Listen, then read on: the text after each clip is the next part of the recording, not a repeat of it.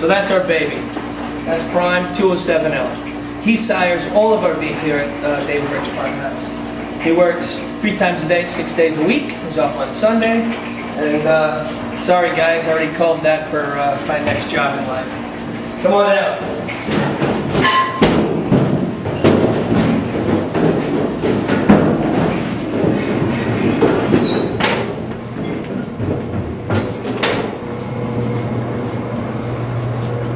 So we're about to enter the butcher shop.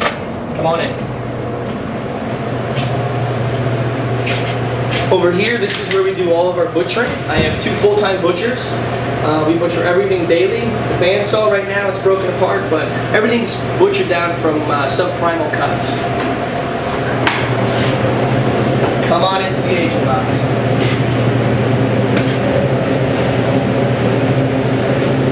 So if you look at the back wall, that's the Himalayan Salt. It does 2 things for the room. It purifies the air, but it also slowly seasons the meat. The room itself is between 34 and 40 degrees, but it's at 60% humidity. A normal refrigerator is at about 90% humidity. If you notice, all the meat in this room has tags on it.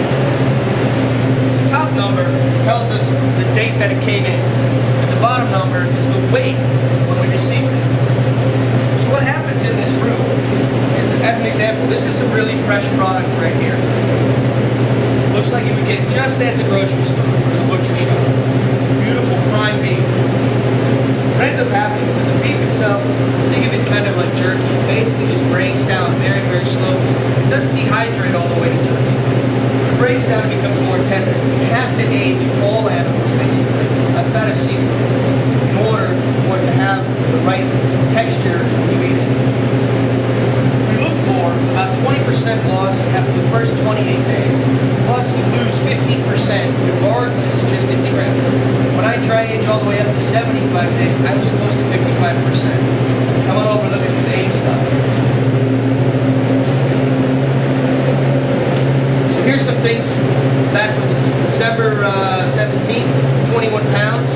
You can see just how dry this exterior shell has gotten. How firm this beef really, really is. I could drive my truck over this and you can still eat it.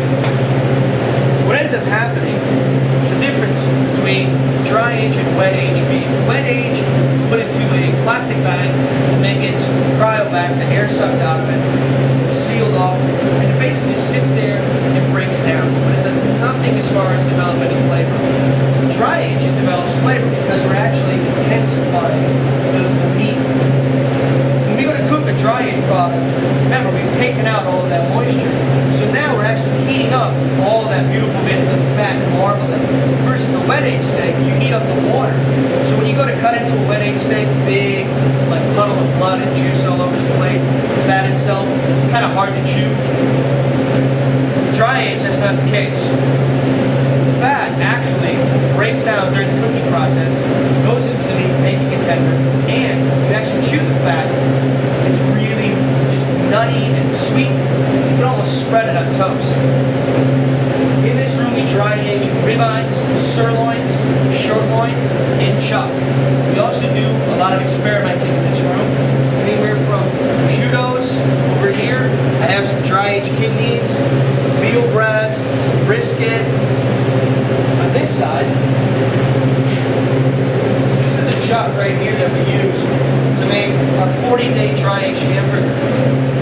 When I created this, I wanted to go after the ultimate hamburger. And since we're a steakhouse, I wanted to have like a really great steak burger. And this right here tastes just like our 40-day steak.